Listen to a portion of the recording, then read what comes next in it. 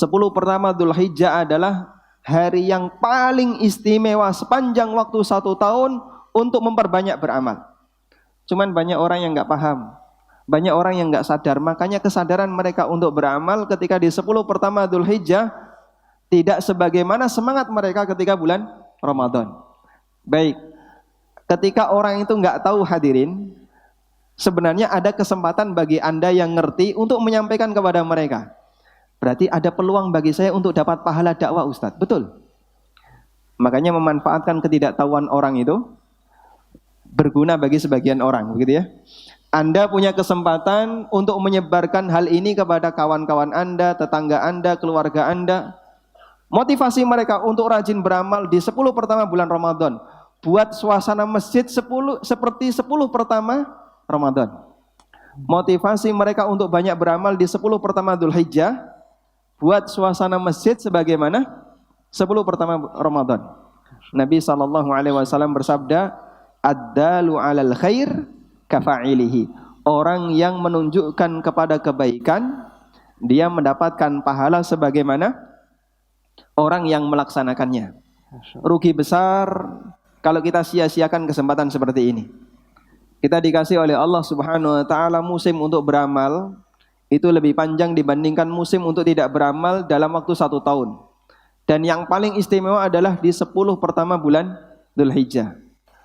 Para ulama mengatakan begini, 7 bulan musim beramal, mulai dari Rajab sampai Muharram. Setelah Rajab, terus Sya'ban, Ramadan, Syawal, Dzulqa'dah, Dzulhijjah, Muharram. Ini 7 bulan musim beramal. Sisanya berapa bulan? 5 bulan sisanya tidak sepadat kegiatan amal di 7 bulan ini. Secara beruntun. Dan yang lebih istimewa adalah amal yang dikerjakan di 10 pertama bulan Dzulhijjah.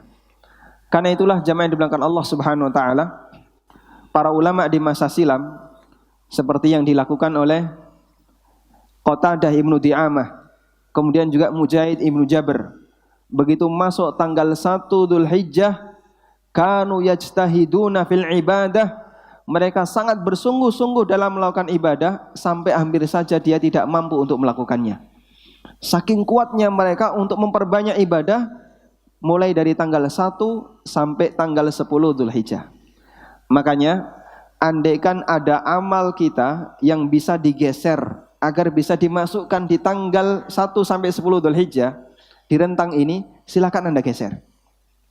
Andai ada amal yang bisa Anda geser, yang bisa Anda ajukan atau yang bisa Anda akhirkan sehingga bisa dilakukan di tanggal 1 sampai 10 Dzulhijjah, silakan digeser.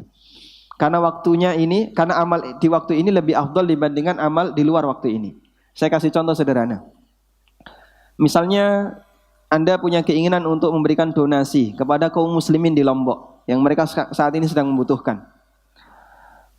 Dan donasi yang Anda berikan tidak begitu mendesak untuk harus segera diantarkan, karena di sana sudah ada. Mana yang lebih afdal, donasi Lombok hari Ahad kemarin ataukah donasi Lombok hari Senin? Bisa jadi nominalnya sama, tapi yang melakukan donasi di hari Senin sudah masuk tanggal 1 Dzulhijjah jauh lebih afdal dibandingkan donasi di hari Ahad. Karena dia melakukan amal ini pada waktu Allah Subhanahu wa taala paling mencintainya. Ini salah satu di antara contoh memanfaatkan kesempatan untuk banyak beramal. Kita sering melihat orang itu rajin sedekah ketika kapan hadirin? Pas Ramadan. Pokoknya semuanya dilimpahkan semuanya di Ramadan, ya. Coba ambil sebagian taruh di 10 pertama Dzulhijjah. Ini lebih afdal nilainya dibandingkan ketika ditaruh di Ramadan. Memang kita tidak mengingkari ketika Ramadan Allah memberikan banyak keistimewaan, banyak pelipatan pahala. Tapi ketika 10 pertama Dzulhijjah, Allah Subhanahu wa taala memberikan pelipatan pahala yang jauh lebih istimewa. Karena di waktu ini Allah Subhanahu wa taala lebih mencintai amal yang dikerjakan oleh para hambanya.